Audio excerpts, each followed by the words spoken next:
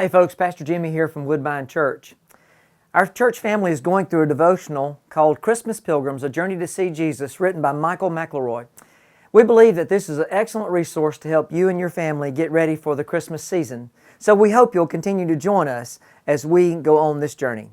Welcome to our devotional for December the 10th. And the angel said to them, "Fear not, for behold, I bring you good news of great joy that will be for all the people." That's from Luke 2, verse 10. How far did the angels travel to make the announcement to the shepherds that night? How long did it take them to reach the field where the shepherds were watching their flocks? How were the spokesangel and the choir selected from heaven's host? I don't know as much about angels as I'd like to know. Once when Michael was a guest speaker at a church, a woman asked him how much he knew about angels. He told her he didn't know very much. So the next night, she brought him a copy of her book about angels along with a bill for it. I suspect that real angels aren't very much like the little ceramic ones on the shelves in the gift shops. The shepherds probably wouldn't have been terrified if a host of little cherubs appeared and strummed out a birth announcement on their tiny harps. Glimpses we get of real angels in the Bible suggest that they are strong and fast. They are warriors. They are hitmen. They're saviors and guides to human charges, and they're messengers. The etymology of the word angel is tied up in bearing a message. On our pilgrimage to Bethlehem, I want to probe deeper into what the angel said to the shepherds. I think a closer look at the familiar words from Luke 2 will help us on our way.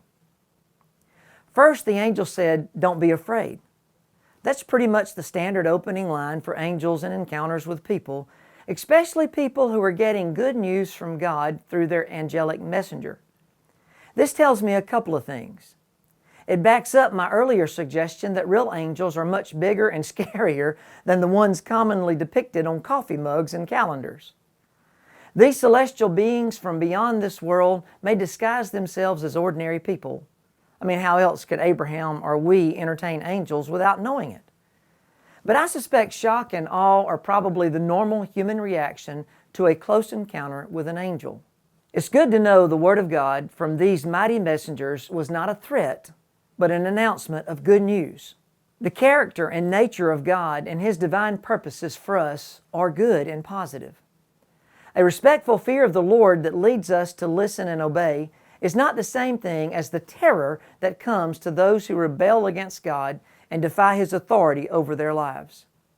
As a race, we certainly deserve to be terrified when God or one of His messengers arrives on the scene.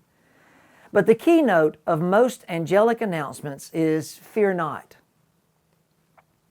Has fear ever been your first reaction to something different or unfamiliar? Have you ever feared something that turned out to be good instead of bad? Thank you so much for joining us for Christmas Pilgrims, A Journey to See Jesus. If you would like your own copy of this devotional, you can simply go to Amazon.com, type in Christmas Pilgrims, and the author's name, Michael B. McElroy. We are hoping that this holiday season is going to be the best ever for you, and we want to thank you for joining us on our journey to see Jesus. Take care and God bless.